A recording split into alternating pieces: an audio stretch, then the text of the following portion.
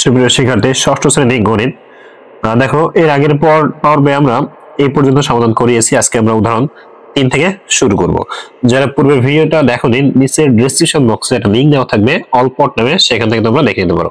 দেখো এখানে কি বলা আছে, 7 অঙ্কের বৃহত্তম ও ক্ষুদ্রতম সংখ্যা লেখো। এখন 7 অঙ্কের বৃহত্তম সংখ্যা আর ক্ষুদ্রতম সংখ্যা, ঠিক আছে।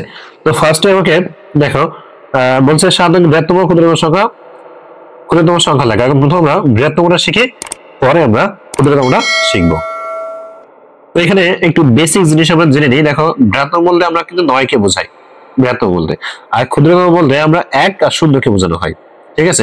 এটা কিভাবে সেটা আমরা একটু দেখি। দেখো বলা হয়েছে 1 অঙ্কের বৃহত্তম সংখ্যা 9, অঙ্গপাতনের যে কোনো অবস্থানে 9 এর স্থানীয় মান বৃহত্তম হবে। এটা কিন্তু স্বাভাবিক যে আমাদের কিন্তু অঙ্ক পাতনের ক্ষেত্রে 9 এর অবস্থা সবসময় বৃহত্তম হবে বা বড় হবে। কিভাবে যদি খেয়াল করি, মনে করো আমাদের 1 থেকে 9 পর্যন্ত যে সংখ্যাগুলো রয়েছে তার ভিতরে যদি আমি 1 পাশাপাশি লিখি 11 হয়, 2 পাশাপাশি লিখি 2 হয়, 3 পাশাপাশি লিখি 33 হয়, 2 পাশাপাশি লিখলে 22 হয়, 1 পাশাপাশি লিখলে 11 হয়, আর 3 পাশাপাশি লিখলে 33 হয়। কিন্তু দেখো আমি যদি 9 পাশাপাশি দেখি তাহলে কিন্তু 99 হয়, যেটা তোমার সব থেকে বড়। এটা দেখো 7টি 9 পরপর লিখলে 7 অঙ্কের বৃহত্তম সংখ্যা পাওয়া যায়। মাথায় রাখতে হবে বৃহত্তম মানেই হলো আমাকে 9 কে বোঝানো হবে। এবার যে কয় অঙ্কের কথা বলা হবে আমি ঠিক সেই কয়টা 9 দিয়ে দিব, তাহলে আমার ইজিলি এটা হয়ে যাবে, ঠিক আছে। তার মানে এখানে কি বলা আছে, নিম্ন বৃহত্তম সংখ্যা হলো 7টা 9। এবার দেখো আবার ক্ষুদ্রতম সংখ্যার ক্ষেত্রে সবথেকে ক্ষুদ্রতম হলো আমার 0। এখন শুধুমাত্র 0 যেহেতু কোনো মান নেই বা কোনো মূল্য নেই, যার কারণে আমি বলছিলাম এখানে ক্ষুদ্রতম বলতে 10 কে বা 100 কে বোঝানো হয়, ঠিক আছে। তো একটু খেয়াল করি, বলা হচ্ছে ক্ষুদ্রতম অঙ্ক হলো 0, পরপর 7টি 0 লিখলে সংখ্যাটি 0ই থাকবে, যেটা আমি বললাম। সুতরাং সর্বভাবে সার্থক ক্ষুদ্রতম অঙ্ক অর্থাৎ 1 লিখে তারপরে বাকি 6টি 0 দিলে আমরা পেয়ে যাবো কি ক্ষুদ্রতম সংখ্যা। তো একটু খেয়াল করো, মনে করো আমরা এখানে 0 দিলাম 3টা, তো এই 3টা 0 মানে যা, একটা 0 মানে কিন্তু তাই। কিন্তু যদি আমরা এই 3টা 0 আগে 1 দাম, তাহলে কিন্তু এটার মানে একটা বড় একটা অঙ্ক হয়ে যেত, ঠিক আছে। তো যার ক্ষেত্রে আমাকে এখানে অর্থাৎ নির্ণয় ক্ষুদ্রতম সংখ্যা হলো, প্রথম আগে আমাকে একটা 1 বসায় নিতে হবে, একটা বসিয়ে নিতে হবে, এবং বাকি যে কয়টা অঙ্ক থাকবে সেই কয়টা অঙ্ক আমাকে 0 দিয়ে ভরাট করে দিতে হবে। আশা করি এটা বুঝতে পারছো। এবার আমি চলে আসি উদাহরণ নম্বর 4-এ। বলা হচ্ছে একই অঙ্ক মাত্র একবার ব্যবহার করে 8, 0, 7, 5, 3, 4 অঙ্কগুলো দ্বারা 6 অঙ্কের বৃহত্তম এবং ক্ষুদ্রতম সংখ্যা গঠন করতে হবে। 6 অঙ্কের বৃহত্তম আর ক্ষুদ্রতম।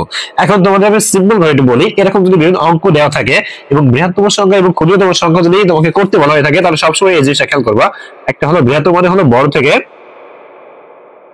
ছোট, আর ক্ষুদ্রতম মানে হলো ছোট থেকে বড়, ঠিক আছে।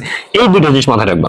যদি এরকম অঙ্ক দেওয়া থাকে এবং সেখান থেকে ক্ষুদ্রতম আর বৃহত্তম নির্ণয় করতে বলে, বৃহত্তম মানে হলো বড় থেকে ছোট, ক্ষুদ্রতম মানে হলো ছোট থেকে বড়। তো চলো আমরা তাহলে জিনিসটা দেখে আসি। দেখো আমাদের এখানে বেশ কিছু বিস্তারিত লেখা রয়েছে বা কিছু বাক্য লেখা রয়েছে, এগুলো তোমরা একটু পড়ে দিবা। আমরা জাস্ট অঙ্কে চলে আসি।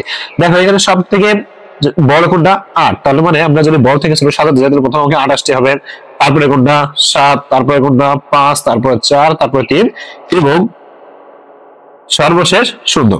তার মানে এই যে সংখ্যাটা, এই সংখ্যাটাকে আমি বলতে পারি এই যে 6 অঙ্কের বৃহত্তম সংখ্যা, ঠিক আছে। এবার তাহলে দেখো, তাহলে লেখার ক্ষেত্রে কি লিখবো, যে 6 অঙ্কের বৃহত্তম সংখ্যা সমান লিখে আমরা জাস্ট এই সংখ্যাটা লিখে দিব। এখন এখানে কথা হলো স্যার, তাহলে এখানে আমাদের তো গ্রেটার দ্যান যে বড় চিহ্ন, এটা দিয়ে তো আমাদের এখানে দেখানো হয়েছে। তোমরা চাইলে এইভাবেও জিনিসটা করতে পারো, আবার চাইলে আমার মতো এরকম কমা দিয়ে এইভাবেও জিনিসটা করতে পারো, সম্পূর্ণ তোমাদের ইচ্ছা। তো সুপ্রিয় শিক্ষার্থী, যেহেতু আমরা বৃহত্তমটা শিখে ফেললাম, এবার আমরা ক্ষুদ্রতমটা শিখবো। ক্ষুদ্রতম মানে হলো ছোট থেকে বড়। তো দেখো এখানে সব থেকে ছোট আছে 0, তারপরে 3, তারপরে 5, তারপরে 4, একটুখানি মিস্টেক হয়ে গেল, 3-এর পরে 4, 3-এর পরে 4, তারপরে 5, তারপরে 7 এবং সর্বশেষ 8। এটাই কিন্তু আমাদের ছোট থেকে বড় আকারে সাজালে এটাই কিন্তু আসে। কিন্তু খেয়াল করো, যদি আমরা এরকমটা লিখি তাহলে কিন্তু এখানে সুন্দর কোনো মানে থাকবে না, কোনো মূল্য থাকবে না, তখন কিন্তু অঙ্কটা আমার 5 অঙ্কের হয়ে যাবে। তো আমাদের সুন্দর মানে থাকতে হবে, আবার আমাদের অঙ্কটা হতে হবে 6 অঙ্কের ক্ষুদ্রতম সংখ্যা, যার কারণে আমাকে যে কাজটা করতে হবে, শূন্যটা আমাকে একটা অঙ্ক পরে দিতে হবে। তার মানে এখানে আমাকে 3 দিয়ে তারপর আমাকে 0 দিয়ে বাকিটা কাজ আমাকে করতে হবে, ঠিক আছে। আশা করি এটা তোমরা বুঝতে পেরেছো। ঠিক এটাও ঠিক তোমরা চাইলে এরকম কমা দিয়ে দিয়ে লিখতে পারো, আবার চাইলে তোমরা এরকম ব্র্যাকেট দিয়ে দিয়েও লিখতে পারো। তবে আমি সব দিকে তোমাদের সাজেস্ট করবো যে লিখবা যে 6 অঙ্কের বৃহত্তম সংখ্যা লিখে 8 7 5 4 3 0 এইভাবে লিখবা, এবং একইভাবে 6 অঙ্কের ক্ষুদ্রতম সংখ্যা লিখে 3 0 4 5 7 8 এইভাবে লিখবা। ঠিক আছে, এটা আমি তোমাদেরকে সাজেস্ট করবো, কারণ এটা লিখলে সব থেকে ভালো হবে এবং মানসম্মত হবে। এরপরে আসি আন্তর্জাতিক গণনা রীতি। আমরা কিন্তু পূর্বের ক্লাসে দেশীয় রীতিটা শিখেছিলাম, এবার আমরা শিখবো আন্তর্জাতিক পদ্ধতির রীতি। দেখো আমাদের দেশীয় রীতি এবং আন্তর্জাতিক রীতির মধ্যে এই তিনটা পর্যন্ত কিন্তু একই রকম মিল রয়েছে। ঠিক আছে, তো আন্তর্জাতিক রীতিটা হলো 3 3 3 3, এটা হলো আন্তর্জাতিক রীতি। আর দেশীয় রীতি বলতে 2 2 3, এটাকে বোঝানো হয়। ঠিক আছে, তো একটু খেয়াল করি কিভাবে। দেখো 3 3 বলতে আমি এখানে বোঝাতে চাইছি প্রথম যে তিনটা সেটা হলো একক, দশক, শতক। পরের যে তিনটা সেটা হলো মিলে আবার হাজার, পরের তিনটা মিলিয়ন, এবং সর্বশেষ হলো বিলিয়ন। আর আমরা যদি দেশীয় রীতিতে আসতাম তাহলে প্রথম তিনটা একক, দশক, শতক, হাজার, পরের দুইটা হাজার, তারপর দুইটা লক্ষ, এবং তারপরে যে দুইটা সেটা কোটিতে আসতো, বা একাধিক হলে সেটা কোটিতে আসতো। আশা করি এটা বুঝতে পেরেছো। তাহলে আমি আবারও বলি যে প্রথম যে তিনটা সেটা হলো একক, দশক, শতক, পরের যে তিনটা সেটা মিলে হবে আমার হাজার, পরের তিনটা মিলে হবে আমার মিলিয়ন, এবং সর্বশেষ তিনটা মিলে হবে আমার বিলিয়ন। তো আশা করি তোমরা বুঝতে পেরেছো যে দেশীয় রীতির গণনা পদ্ধতি কেমন এবং আন্তর্জাতিক রীতির গণনা পদ্ধতি কেমন। এগুলো জাস্ট একটু তোমরা পড়ে ফেলবে সুন্দরভাবে, তাহলে খুব ইজিলি এটা বুঝতে পারবে। এবার দেখো মনে হচ্ছে দেশীয় ও আন্তর্জাতিক গণনা রীতির পারস্পরিক সম্পর্ক, কোথায় সম্পর্ক রয়েছে, কি কি মিল রয়েছে না রয়েছে আমরা একটু দেখি। তো খেয়াল করো, আমরা এখানে একটা অঙ্ক বসানো হয়েছে, এখানে হলো 1 1, এখানে হলো 1 দিয়ে, মানে 1 দিয়ে মোটামুটি আমাদের এখানে অঙ্কটা বসানো হয়েছে। তো দেখো এখানে লক্ষ্য করে দিয়ে বলা হয়েছে যে বিলিয়নের ঘরে সর্বদানে 1, এর স্থানীয় মান 1 মিলিয়ন। তো দেখো আমাদের বিলিয়নটা কোথায়, এই যে বলা হয়েছে সর্বদানে, সর্বদান মানে কোনটা, এই যে এটা, এটার স্থানীয় মান কিন্তু 1 মিলিয়ন। ঠিক আছে, দেশের মধ্যে এই ঘরটি হলো দ্বিজুদের ঘর। আমরা জানি যে হাজারের পরে অযুত, অযুতের পরে লক্ষ, তারপরে হলো আমাদের দ্বিজুদের ঘর। ঠিক আছে, এটা দেখো অর্থাৎ এই ঘরে 1 এর স্থানীয় মান 1 নিযুত বা 10 লক্ষ। তার মানে আমরা কিন্তু এখান থেকে শর্ট একটা বলতে পারি যে 1 মিলিয়ন সমান সমান 10 লক্ষ। ঠিক আছে, 1 মিলিয়ন সমান কত, 10 লক্ষ। এবার দেখো ঠিক আরো একটা বলা হয়েছে যে বিলিয়নের ঘরে সর্বশেষ, বিলিয়ন কোনটা, এটা, এর সর্বদান কোনটা, এটা, 1 এর স্থানীয় মান 1 বিলিয়ন। কত বিলিয়ন, 1 বিলিয়ন, 1 বিলিয়ন। আচ্ছা, কিন্তু দেশীয় রীতিতে এই ঘরের মান কিন্তু 100 কোটি। কত, 100 কোটি। তার মানে আমরা এখান থেকে বলতে পারি 1 বিলিয়ন মানে হলো 100 কোটি। ওকে, আশা করি বুঝতে পারছো। অর্থাৎ এই দুটো আমরা কিন্তু এখান থেকে পেয়েছি। এবার আসে আমরা উদাহরণ নম্বর 5, বলা হয়েছে আন্তর্জাতিক পদ্ধতিতে কথাই লিখতে হবে। তাহলে এটা আমাকে আন্তর্জাতিক রীতিতে কথা লিখতে হবে। তো আমি তোমাদেরকে একটু বলছিলাম যে আন্তর্জাতিক রীতি হলো 3টা ঘর বিশিষ্ট, প্রত্যেকটা 3টা করে আমাকে ভাগ করতে হবে। তো ফার্স্টে আমাকে কি করতে হবে, সংখ্যাটাকে ভাগ করতে হবে। চলো আমরা প্রথমে আগে সংখ্যাটা লিখি। দেখো 2 0 4, সংখ্যাটাকে ফার্স্ট আমরা লিখবো, তারপরে আমরা এটা ভাগাভাগি করব। 2 0, শূন্যটাকে আমরা 3 মনে হচ্ছে, তাহলে ওটা ক্লিয়ার করে দেই। 2 0 4 3 4 0 4 3 2 0 0 4। দেখো এটা হলো আমাদের মূলত অঙ্ক। এখন আমরা প্রথমে আগে এটা কমা বসিয়ে আমরা আগে সেকশন করব। দেখো প্রথম 3টার পরে একটা কমা, তারপর 3টার পরে একটা কমা, তারপর 3টার পরে একটা কমা, আর কিন্তু কমা হবে না, 3টা কমা। ঠিক আছে, এবার আমরা একটু পড়ার চেষ্টা করি। দেখো তাহলে আমাদের যদি উপরে একটু খেয়াল করি, প্রথম 3টা যা ছিল তাই, পরের 3টা মিলে হলো হাজার। তার মানে আমরা বলতে পারি, খেয়াল করো, এই যে 3টা, এই 3টা মিলে হলো আমরা কি বলতে পারি, হাজার।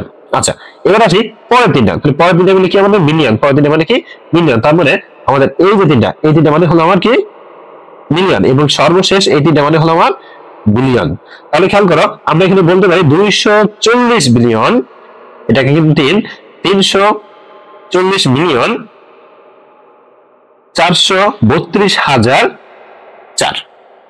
ঠিক আছে, তো দেখো এখানে জাস্ট এখানে লেখা রয়েছে যে 204 বিলিয়ন 340 মিলিয়ন 432,000 4।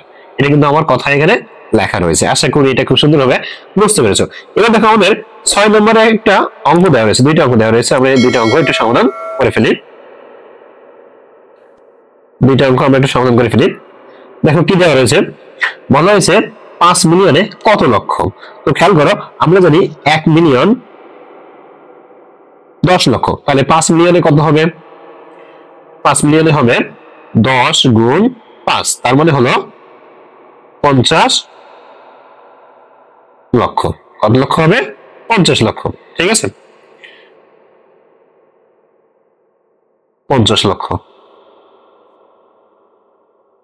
ওকে, ক্লিয়ার। আচ্ছা, এবার বলা হয়েছে 500 কোটিতে কত বিলিয়ন, তাহলে এটাও আমরা একটু করে ফেলি। 500 কোটিতে কত বিলিয়ন। দেখো, আমরা কিন্তু উপরে একটা শর্ট নোট লিখে ফেলছিলাম একটু আগেই, যে আমাদের 1 বিলিয়ন সমান সমান 100 কোটি। কত? 100 কোটি।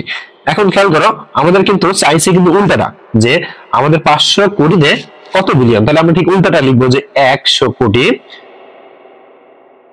100 কোটি সমান সমান 1 বিলিয়ন। তাহলে অর্থাৎ আমাদের 1 কোটি সমান সমান 1/100 বিলিয়ন, আর আমাদের উত্তর কত দেবের কত? 500। তাহলে 500 কোটি সমান সমান 1 গুণ 500/100। তাহলে যদি আমরা এটাকে কাটাকাটি করি, তাহলে দেখা যাবে আমাদের এখানে 5 হবে, তার মানে উত্তর বলতে পারি 5 বিলিয়ন। দেখো, এই যে 5 বিলিয়ন আমাদের উত্তর বের হয়েছে। তো সুপ্রিয় শিক্ষার্থী, আশা করি তোমাদের এই পর্যন্ত, অর্থাৎ 5 নম্বর পৃষ্ঠা পর্যন্ত যে অঙ্কগুলো ছিল, যে উদাহরণগুলো ছিল, যে বোঝানোর যে অঙ্কগুলো ছিল, লেখাগুলো ছিল, খুব সুন্দরভাবে তোমরা এটা বুঝতে পেরেছো। আজকের ক্লাসটা এই পর্যন্ত। আগামী ক্লাস আমরা শুরু করবো 6 নম্বর পৃষ্ঠা অনুশীলনী 1.1 থেকে।